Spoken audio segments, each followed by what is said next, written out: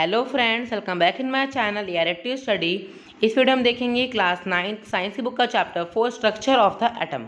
ये हमारा पार्ट 4 है। इससे पहले हम इस चैप्टर के 3 पार्ट और कर चुके हैं, आप उनको भी देख सकते हो। तो पार्ट 4 में हम देखेंगे very important topic atomic number and mass number. ये हमारा लास्ट टॉपिक है सारे चैप्टर का। तो यहाँ पे जब हम इसे कंप्लीट कर लेंगे तो हमारा पर चैप्टर कंप्लीट हो जाएगा। और जो atomic number, mass number, isotopes और आइसोबार, ये 4 टॉपिक आज हम पढ़ेंगे। और ये 4 टॉपिक आपको 10th 11th 12th में भी काफ़ी ज़्यादा काम आएंगे केमिस्ट्री में। चलिए स्टार्ट करते हैं। 4.5.1 atomic number. We know that protons are present in the nucleus of an atom. हम जानते हैं एटम्स के अंदर न्यूक्लियस होता है और न्यूक्लियस के अंदर प्रोटॉन पाए जाते हैं। It is the number of proton of an atom which determines its atomic number. देखो, जब एटॉमिक नंबर को ना आप इस 5 लाइन से अच्छे से समझ जाओगे। जैसे कि यहाँ पे एटम है, एटम के अंदर न्यूक्लियस है। अब मान लो न्यूक्लियस के अंदर 1 प्रोटॉन है, 2 प्रोटॉन है, 3 प्रोटॉन, कितने प्रोटॉन हो सकते हैं ना न्यूक्लियस के अंदर, तो उसी हिसाब से उस वाले एटम का एटॉमिक नंबर होता है। अब मान लो ये हाइड्रोजन का एटम है, हाइड्रोजन के एटम के जो यहाँ पे न्यूक्लियस है हाइड्रोजन के एटम में, इसके पास सिर्फ एक ही प्रोटॉन है, तो हाइड्रोजन का एटॉमिक नंबर क्या हो जाएगा 1। तो इस तरीके से किसी भी एटम का एटॉमिक नंबर ईजिली निकल जाता है। कार्बन का ले लो, है ना, हाइड्रोजन का देखो यही लिखा है जैसे मैंने बताया ना आपको हाइड्रोजन का, और हम इसको डिनोट करते हैं Z से। ठीक है, अब कार्बन का एग्जाम्पल लेते हैं। कार्बन का जो एटम है उसका जो न्यूक्लियस है उसके अंदर 6 प्रोटॉन होता है, तो कार्बन का एटॉमिक नंबर क्या हो जाएगा 6। अब आप एटॉमिक नंबर को समझ पा रहे होंगे। एटॉमिक नंबर का डिफाइन आप यहाँ से लिख सकते हो। देखो, the atomic number is defined as the total number of proton present in the nucleus of an atom. Atom के न्यूक्लियस में जितनी प्रोटॉन पाए जाते हैं वो एटॉमिक नंबर को डिफाइन करते हैं। ठीक है, यहाँ से आप इसका डिफाइन लिख लेना। अब पढ़ते हैं 4.5.2 mass number. After studying the proton of the sub atomic particle of an atom. हमने यहाँ पे एटम के सब एटॉमिक पार्टिकल्स पढ़े, कौन कौन से थे। देखो, वैसे यहाँ पे लिखा नहीं है पर हम इसे रिवाइज कर लेते हैं। जैसे कि आपका यहाँ पे एटम है, एटम के अंदर न्यूक्लियस है, न्यूक्लियस के अंदर क्या होता है, प्रोटॉन होता है। ठीक है, प्रोटॉन और न्यूट्रॉन, और यहाँ पे क्या क्या घूम रहा होता है, इलेक्ट्रॉन घूम रहे होते हैं। ठीक है, याद रखना ये चीज़। एटम के अंदर हमने अभी तक 3 सब एटॉमिक पार्टिकल पढ़े हैं। We can conclude that mass of an atom is practically due to protons and neutron alone. देखो, यहाँ पे सब नई चीज़ बताई है इन्होंने एटम के बारे में कि आपका जो एटम का मास होता है ना वो सिर्फ प्रोटॉन और न्यूट्रॉन की वजह से ही होता है। क्योंकि आपको पता है, हमने ऊपर ही पढ़ा था कि इलेक्ट्रॉन का जो मास है तो बहुत ज़्यादा नेजिलेबल होता है, बहुत ही ज़्यादा कम होता है, और यहाँ पे न्यूक्लियस के अंदर प्रोटॉन और न्यूट्रॉन पाए जाते हैं। तो यहाँ पे एटम का मास जो है वो प्रोटॉन न्यूट्रॉन की वजह से होता है। ठीक है, और प्रोटॉन और न्यूट्रॉन को हम न्यूक्लियस भी बोल सकते हैं। Therefore the mass of an atom decide the nucleus. तो हम कह सकते हैं कि एटम का मास न्यूक्लियस के अंदर होता है। For example, mass of carbon is 12 unit. अगर आप चलो एग्जांपल से ले लो, अब कार्बन एक एलिमेंट है। अब कार्बन का जो एटम है उसका मास मान लो 12 यूनिट है। कैसे पता चला? क्योंकि यहाँ पे कार्बन का जो एटम है उसमें 6 प्रोटॉन होते हैं। कार्बन के एटम में 6 प्रोटॉन होते हैं और 6 न्यूट्रॉन होता है, तो 6 + 6 = 12। एल्यूमिनियम का ले लो, एल्यूमिनियम कितना हुआ 27 यूनिट। एल्यूमिनियम का जो एटम है उसका मास 27 यूनिट है। ऐसा क्यों? क्योंकि उसके पास 13 प्रोटॉन्स और 14 न्यूट्रॉन्स होता है। ठीक है, तो इस हिसाब से आप यहाँ पे मास नंबर को समझ पा रहे होंगे। The mass number is defined as the sum of total number of proton. जो मास नंबर है वो कैसे डिफाइन होता है? देखो यहाँ से ना डिफाइन, देखो यहाँ से मिल जाएगा मास नंबर का, दा से लेके एटम तक। Mass number is equal to number of protons plus number of neutrons. ठीक है, the mass number is equal to number of proton plus number of neutrons. In a notation for an atom, the atomic number, the mass number and symbol of the elements to be written as। अब देखो, आपको ना यहाँ पे किसी भी ऐसे nitrogen है, अब नाइट्रोजन का मास नंबर और एटॉमिक नंबर किससे लिखोगे? मास याद रखना, मास नंबर हमेशा ऊपर आता है और एटॉमिक नंबर हमेशा नीचे आता है। नाइट्रोजन का मास क्या था 14 और इसका एटॉमिक नंबर क्या है 7। तो याद रखना, किसी भी एलिमेंट का आपको मास नंबर या फिर एटॉमिक नंबर लिखना हो तो मास नंबर ऊपर और एटॉमिक नंबर नीचे। ठीक है, याद रखना, मास जो भारी चीज़ है वो ऊपर है ना, पहचान से आप याद कर लो, मास भारी है ना तो वो ऊपर आएगा। अब हम करेंगे 4.6 isotopes. In nature a number of an atom of some elements have been identified which have the same atomic number but different mass number. हम जानते हैं, देखो आइसोटॉप ना इस तरह के एलिमेंट्स होता है जिनके जो एटॉमिक नंबर है ना वो तो यहाँ पे सेम रहेगा।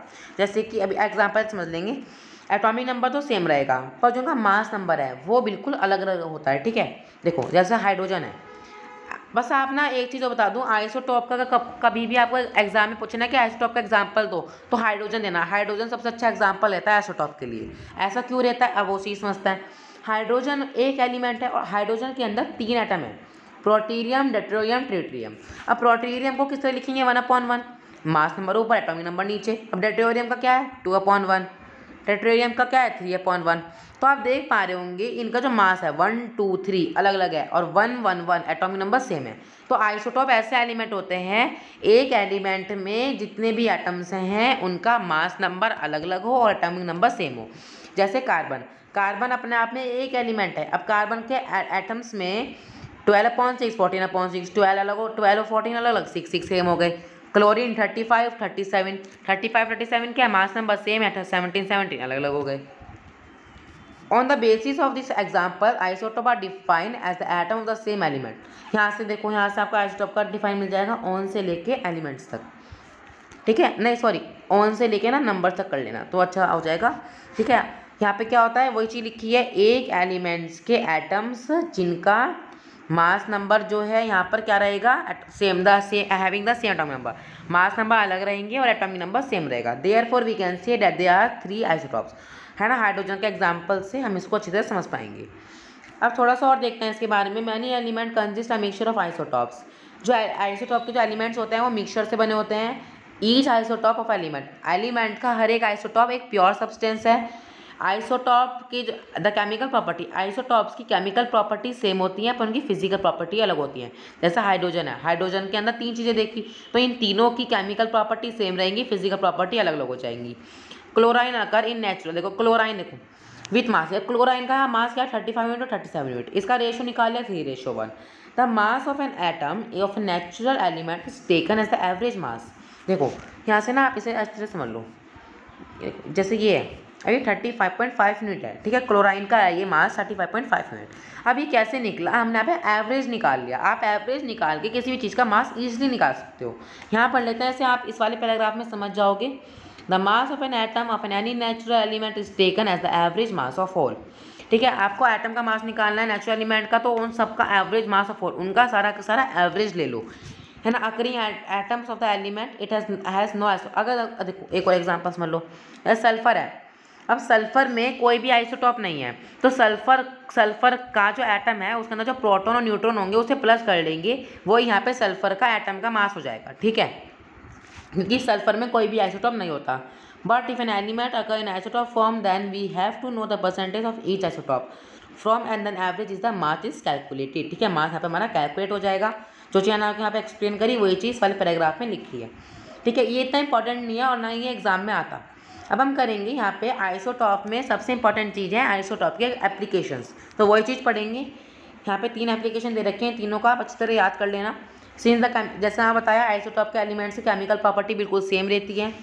फर्स्ट है यहाँ पे आइसोटॉप की जो यूरेनियम है, यूरेनियम का जो आइसोटॉप होता है वो किस में यूज़ आता है, न्यूक्लियर रिएक्टर के फ्यूल में, है ना। अब कोबाल्ट है, कोबाल्ट का आइसोटॉप किस में यूज़ आता है, कैंसर के ट्रीटमेंट में। आयोडीन का आइसोटॉप गोइटर के ट्रीटमेंट में, ठीक है। तो इस तरीके से यहाँ पे इनकी 3 एप्लीकेशन हमको दे रखी हैं। अब हम पढ़ेंगे 4.6.1 आइसोबार्स। देखो आइसोबार भी ना ईजी है बहुत, आपको ना बस लेट अस कंसीडर 2 एलिमेंट्स। यहाँ पे 2 एलिमेंट्स ले लो, जैसे कैल्शियम और आर्गन। कैल्शियम का एटॉमिक नंबर 20 और आर्गन का एटॉमिक नंबर 18, ठीक है। इनको आप ले लो, कैल्शियम का 20 होता है, आर्गन का 18 होता है। इसके अंदर क्या होता है आपके, देखो मैं ना आपको पहले ईजी लैंग्वेज समझा देता हूँ फिर हम इसका पढ़ लेंगे।